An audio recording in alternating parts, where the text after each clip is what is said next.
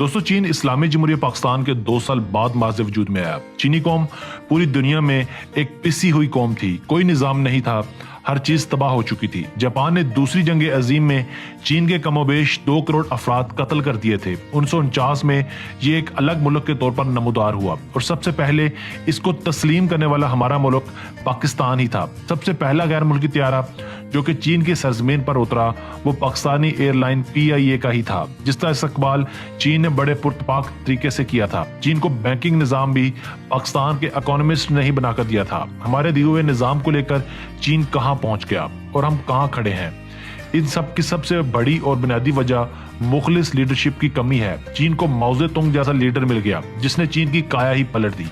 हमें कायदे-ए-आज़म और नवाबजादा लियाकत अली खान के बाद कोई भी मुखलिस लीडर ना मिल सका। कायदे-ए-आज़म की जिंदगी ने तो वफा न की और लियाकत अली खान को हमने गोली मार दी, जिसकी वजह से हम तनज़्ज़ुली का ही शिकार रहे और दूसरी कौमें हमसे कई गुना आगे निकल गई।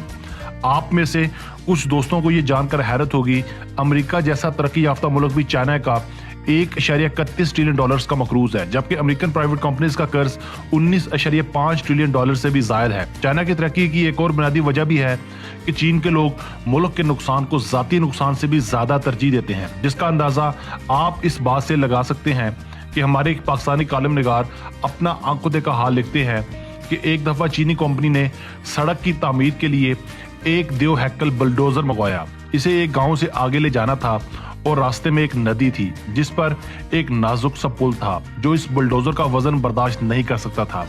चीनी इंजीनियर्स ने हल निकाला कि बुलडोजर नदी की खाई में खुद उतर कर रास्ता बनाएगा और दूसरी तरफ रास्ता बनाते हुए निकल जाएगा। इस तजवीज पर जब अमल हुआ तो बुलडोजर जब नीचे उतर रहा था तो एक बड़ी चट्टान आ गई और बुलडोजर फिसल कर नदी में गिरना शुरू हो गया। इस दौरान चीनी इंजीनियर्स ने बेचैनी में इधर उधर भागना शुरू कर दिया। जब बुलडोजर का गिरना लगभग तय हो गया तो इसने फूट फूट कर रोना शुरू कर दिया। लोगों ने जब इसे इस कदर रोने की वजह पूछी तो इसने जो जवाब दिया वो सुनहरे हरूफ में लिखने के काबिल है।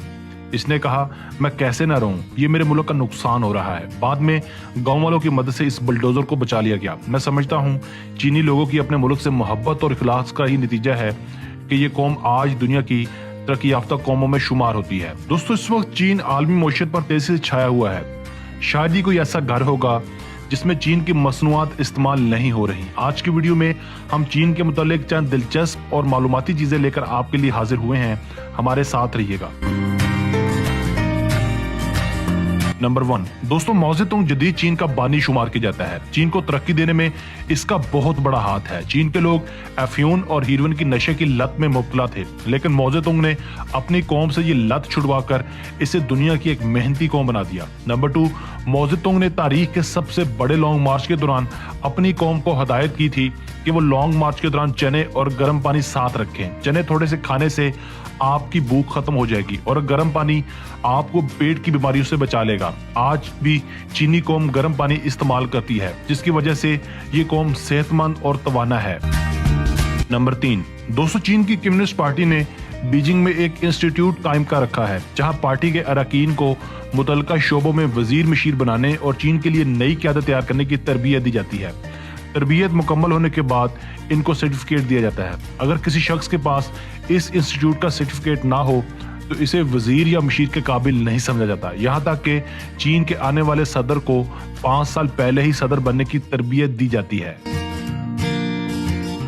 नंबर 4, चीन के रहनुमा माओ ज़ेतुंग को यह एजाज हासिल है कि बेहतरीन इंग्लिश जानने के बावजूद इन्होंने पूरी जिंदगी कभी अंग्रेजी नहीं बोली। यहाँ तक कि इन्हें अंग्रेजी में अगर लतीफ़ा भी सुनाया जाता तो इस वक्त तक नहीं हंसते थे जब तक इसका तर्जुमा नहीं किया जाता था। यानी अपनी जुबान से मोहब्बत भी चीन की तरक्की की एक वजह है।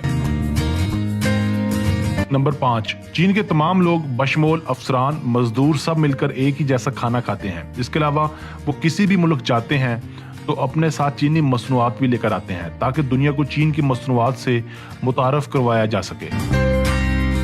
दोस्तों, मैं हूं आसिफ अली और आप देख रहे थे आसिफ अली टीवी। अगर आपको ये वीडियो पसंद आई है, इस वीडियो को लाइक और शेयर करना न भूलिएगा।